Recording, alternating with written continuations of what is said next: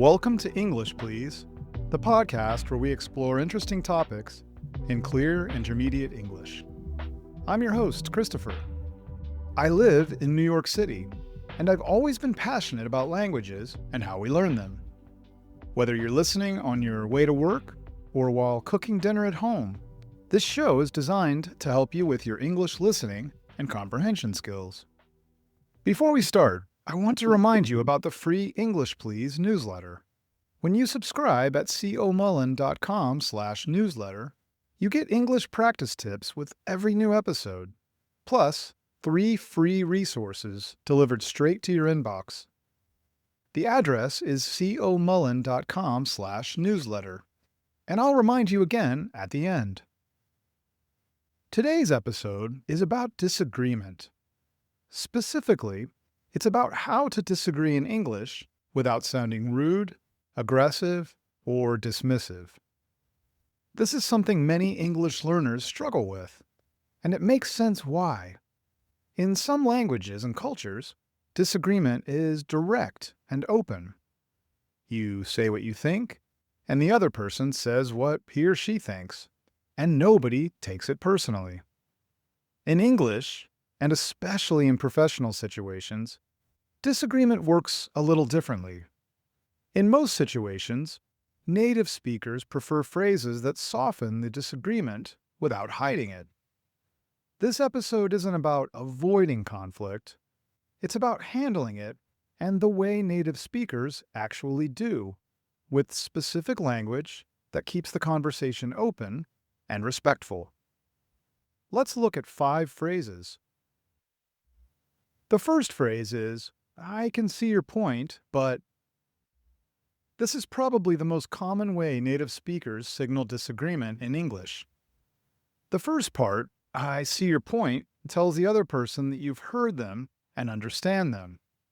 The "but" introduces your different view. For example, "I see your point, but I think we need more time before making a decision." The key is that both parts matter. If you skip "I see your point" and just say "but," it sounds abrupt. The acknowledgement at the beginning is what makes the disagreement feel respectful rather than dismissive. You can use this phrase with almost anyone. A friend, a colleague, your manager. It works in casual conversations and in professional settings. And once you start listening for it, you'll hear it everywhere. The second phrase is, "I'm not sure I agree with that." This one is softer than a direct, "I disagree."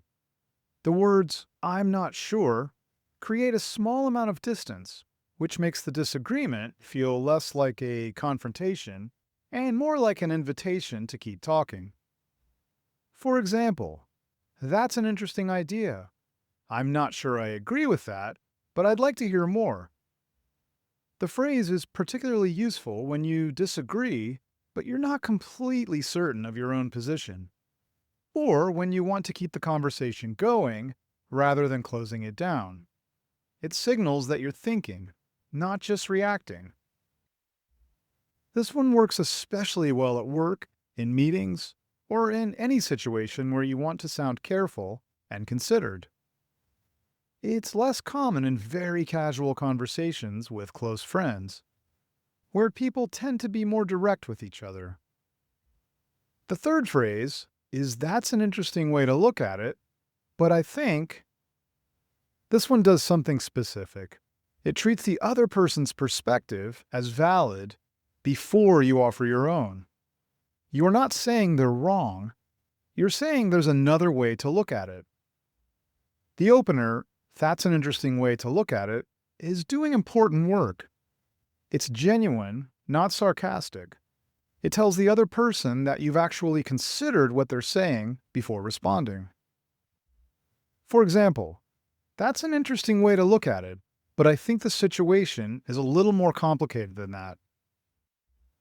This phrase works well in professional situations, a meeting, a serious discussion, or a careful conversation with someone you don't know very well. It might feel slightly too formal with a close friend, where people tend to be more direct. But at work, it makes you sound like someone who thinks before they speak.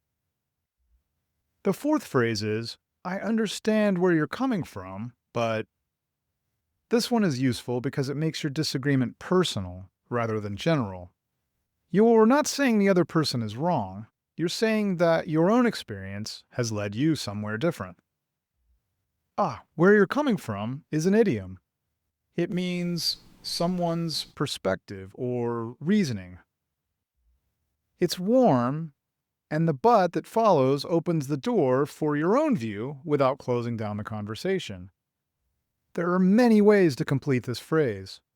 You might say, I understand where you're coming from, but in my experience, these projects usually take longer than we expect. Or simply, I understand where you're coming from, but I see it a little differently. This phrase works well at work, especially when you have relevant experience to share. It also feels natural in personal conversations when you want to offer a different point of view without making the other person feel criticized.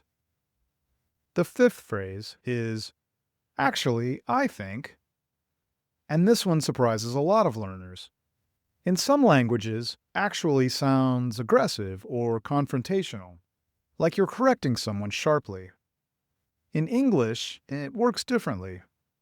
Actually often softens what comes after it. It introduces a correction gently, not forcefully. For example, actually, I think we might be looking at this the wrong way. Said with a calm, neutral tone, it sounds thoughtful rather than dismissive. The word think matters too. Actually, I think is much softer than actually, I know, or actually, you're wrong. It presents your view as a perspective, not a final verdict. This is the most casual of the 5 phrases. You can use it comfortably with friends and colleagues. In more formal situations, one of the earlier phrases would probably be a better choice. But in everyday conversation, actually, I think, is one of the most natural ways to introduce a gentle disagreement in English. Those are 5 phrases that native speakers use to disagree without causing unnecessary conflict. What they all have in common is they acknowledge the other person first. That acknowledgement is the key. It tells the other person that you've listened, even if you've reached a different conclusion. The situation matters too. Some of these phrases belong in a meeting with your manager. Others are better with a friend over coffee. Knowing which to use and when is what takes your English from correct to natural. If you want to keep practicing, subscribe to the free English Please newsletter at comullen.com/newsletter.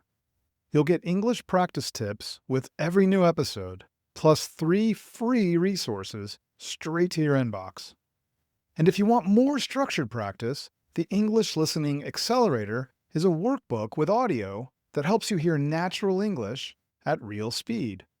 10 lessons, each focused on a different part of spoken English. Try a free sample lesson at comullen.com/listen. The full workbook is just $7. Again, I'm Christopher, and I want to invite you to join me in future episodes of English Please to hear about a variety of topics, all focused on helping you with your English. Subscribe now wherever you listen, and let's continue this adventure together in clear, understandable English. Sincere thanks, as always, for listening. See you soon!